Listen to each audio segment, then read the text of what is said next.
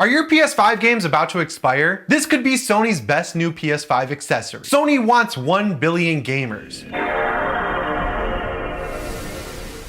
How's it going, everyone? Welcome to PSReady. This is the early week news update, so I'm obviously in a different spot. This is my new studio spot, and it's almost done. I just need my desk, my chair, all my Lego sets and my action figures, and it'll start looking pretty good. So just bear with me until then. Before we jump into all this news, my PlayStation 5 tip of the week is that you should check if your TV supports variable refresh rate. If you go into the settings and go to VRR, you're able to set it to automatic. So if your TV does support it, it'll just kick in, but you might have to go into your TV settings as well and double check that you have VRR capability. And the reason you're going to want that is that it'll come in super handy for all these games that are coming out recently that have screen tearing. The best example I can think of is Jedi Survivor. That game is screen tearing majorly bad in the Coruscant section, even with all the patches Respawn has put out. So if you have VRR, your TV's refresh rate will match the output frame rate of the game, and when VSync isn't enabled, like it's not in Jedi Survivor, it'll stop screen tearing from happening, and you'll also get the added benefit of stuttering kind of going away and things looking a whole lot smoother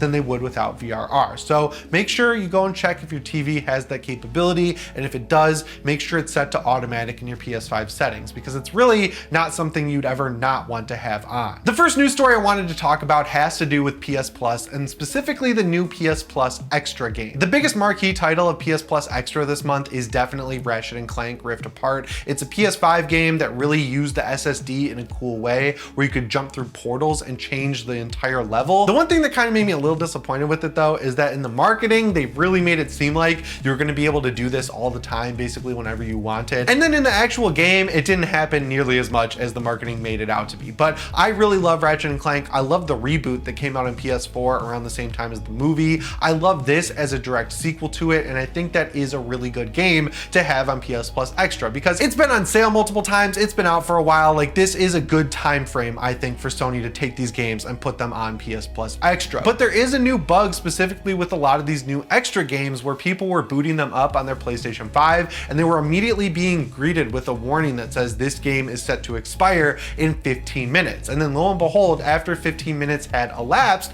the game would just quit to the home screen. But the silver lining was the games weren't like totally broken or anything. It's not like they self-destructed your PS5 or deleted themselves off your SSD. You could just start them back up again and then play another 15 minutes, and then the game would force quit, which kind of sucks. Obviously, playing a game that way isn't great, but Sony, weirdly enough, never acknowledged this issue, and then it seems like they were able to fix it about 24 or 48 hours later. Now, obviously, it is good they fixed it. I would have loved to see them sort of acknowledge what happened here, because this has happened a couple of times where PS Plus games get a timer that says they're about to expire on the home screen, but I've never really seen it happen like this in a game. And I've also seen it with PSP and PS Vita games and people's libraries. Like, you would go into your library of PS Plus games and it would say your license is about to expire on this, and Sony was able to fix it, but that's kind of an irritating warning to see, especially when, like, a lot of people, they play video games at the end of the day to wind down, and then you boot it up and then you get this error on the screen. It's just like,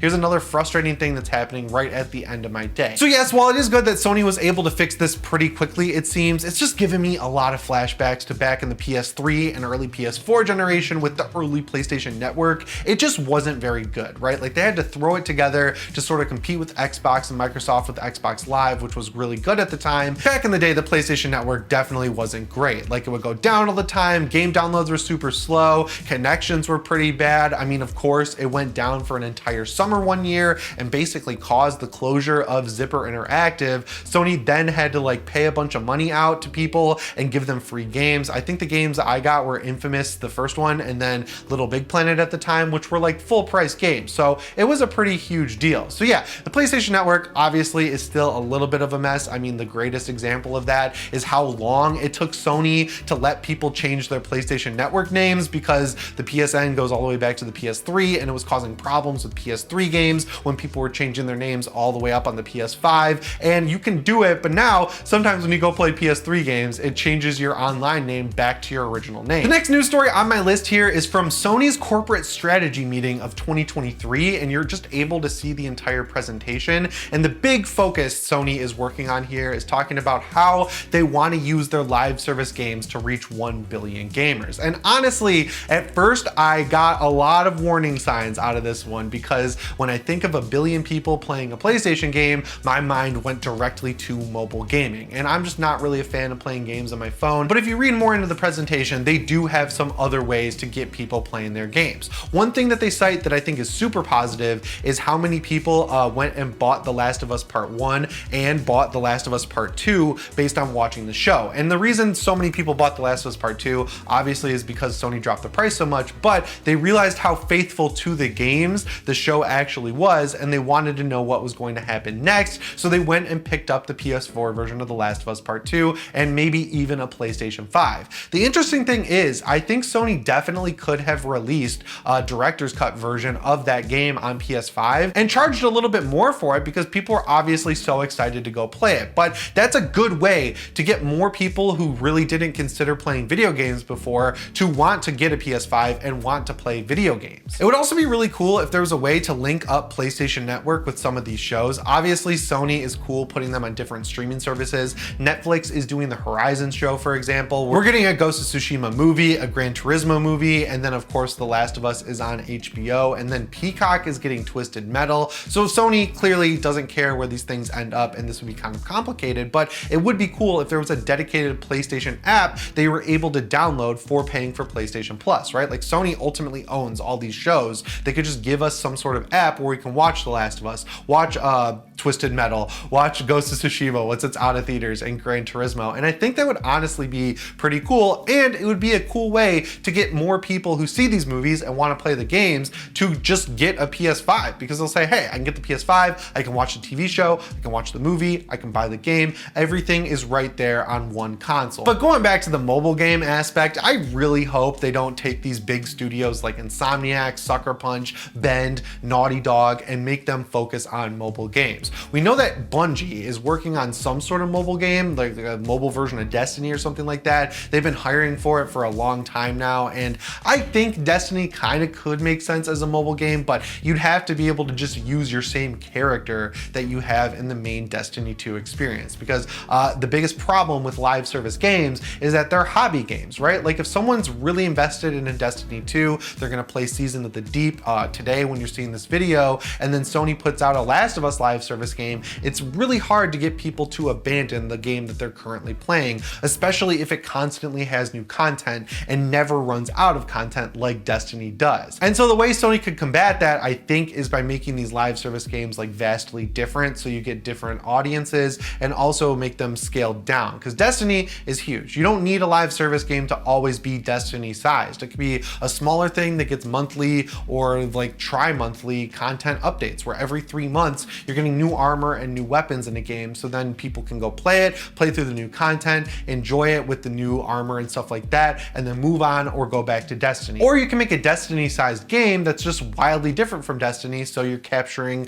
a different audience. Obviously, this is super complicated stuff. I think Sony can do it just because their games are so good. I just really hope that these studios aren't being split to work on live service and mobile games only, instead of working on single player games, because at the end of the day, that's what I really want to play on my PlayStation 5. Single player, third person action games with a good story. That's my bread and butter type of game, and when I hear live service and all this stuff, I don't really get too excited. But speaking of single player games, one I'm really excited for is Spider-Man 2. I mean, I love Spider-Man. I thought the Miles Morales game was great as well, and I'm just super excited to finally get my hands on the sequel to this game, and it looks like we're finally getting some marketing from Sony where they're saying that this is a no compromises PS5 experience. It was built from the ground up, totally from scratch for PS5, and it's really gonna wow us with its graphics, its gameplay, and all of the things that make the PS5 really what it is, right? Like, we have haptic feedback, we got adaptive triggers, we're gonna have great graphics. I hope it runs at 60 FPS and the world feels bigger and more alive than what we saw in the first Spider-Man game, because Miles Morales, even though it really is like a glorified DLC, they did a good job making that world look really good, and playing that game at 60 FPS,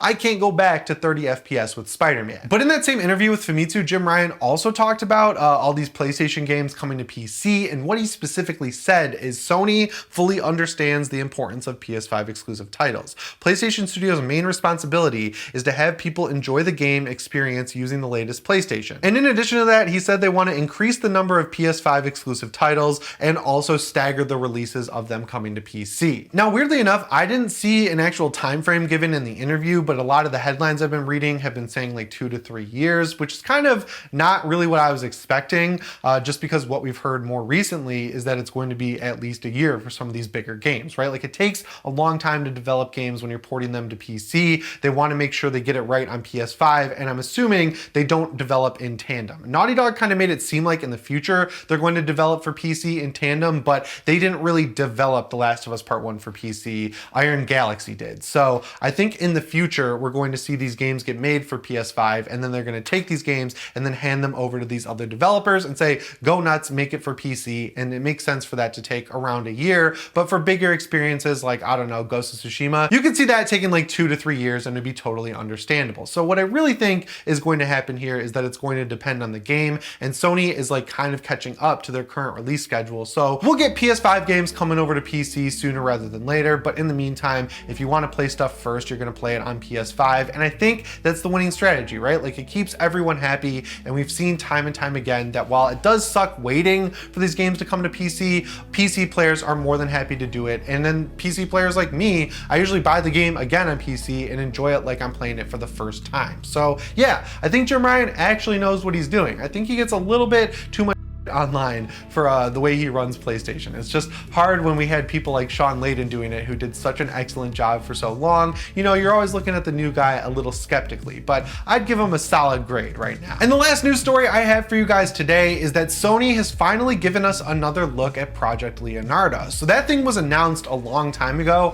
I think me and Ray recently talked about it, and we were like, we have not heard anything about this controller in a long time. But it doesn't look like it's canceled or anything like that, because Sony just revealed the actual name of the controller, and it's going to be called the PlayStation Access Controller. They also put out a ton of new pictures and details about it, and this thing looks absolutely crazy. So this thing is all about ease of use, right? Like they're giving you swappable caps, they're giving you swappable stick inputs, they're making sure it's easy to hit all these buttons with the 360 circular design. They're also making it so you can pair it up with other controllers like the DualSense, which is definitely really cool. And of course, like every other PlayStation controller, you can change things around in the software of your PlayStation 5. So at the end of the day, it's absolutely awesome for people who can't play games with a regular DualSense controller. I'd also love to see if people are able to get these things and, I don't know, use them for like fighting games or games that need bigger joysticks and maybe do better at those games than they do on a regular controller. Because I know a lot of people, when they play stuff like Mortal Kombat or the upcoming Street Fighter 6, they're going to get fighting sticks for it, but this could be a cool controller to have in addition to your DualSense as well.